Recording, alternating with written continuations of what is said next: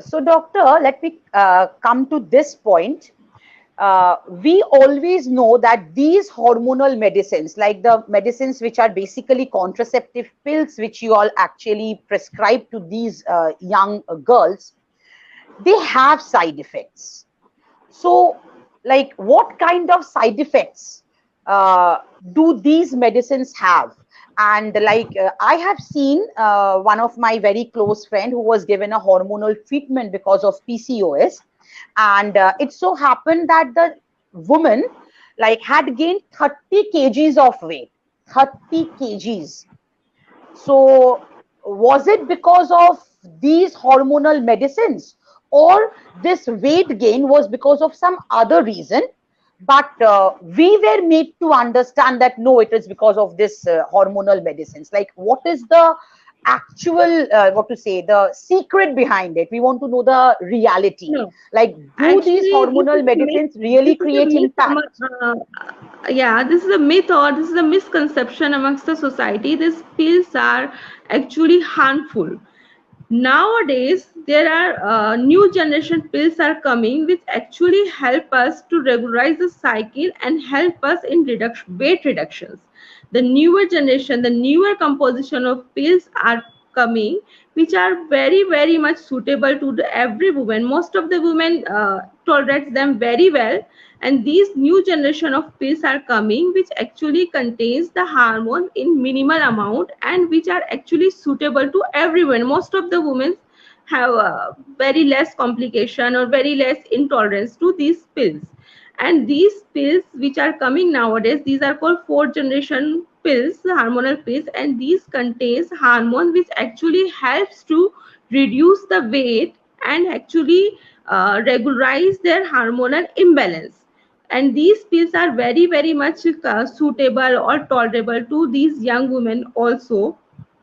So there is no problem. Previously we used to have these kind of medicine where women are intolerant to these medicines, but nowadays the newer preparation, the newer hormonal compositions are coming which are very much suitable, and people can tolerate them very well, and very less side effects are there, and these are actually help us to combat these kind of problems.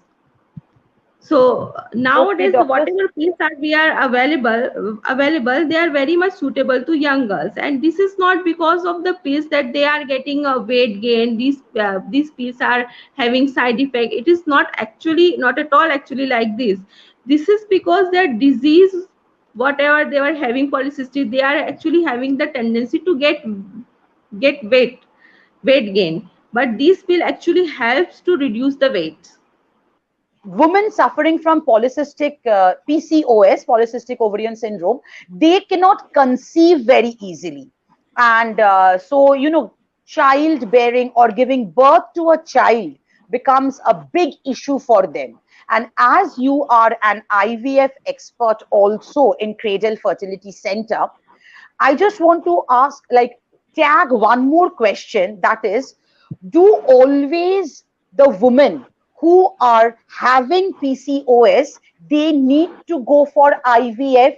Is it the ultimatum which they have to go for, or there are other means and ways in which they can give birth to child? Yes, PCOS women do face problem in conceiving. Because of that, as I told you earlier, that these women do not ovulate regularly. They have an infrequent ovulation, or they do not ovulate at all. So, but that is not the idea that every woman who are having the PCOS needs IVF. This is not at all. Most of the women who are having polycystic ovarian syndrome conceived with medicine only.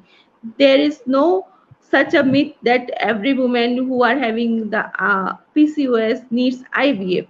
Most of the women, say about 60 to 70% women who are actually having a PCOS, young women, do conceive with the medicine only.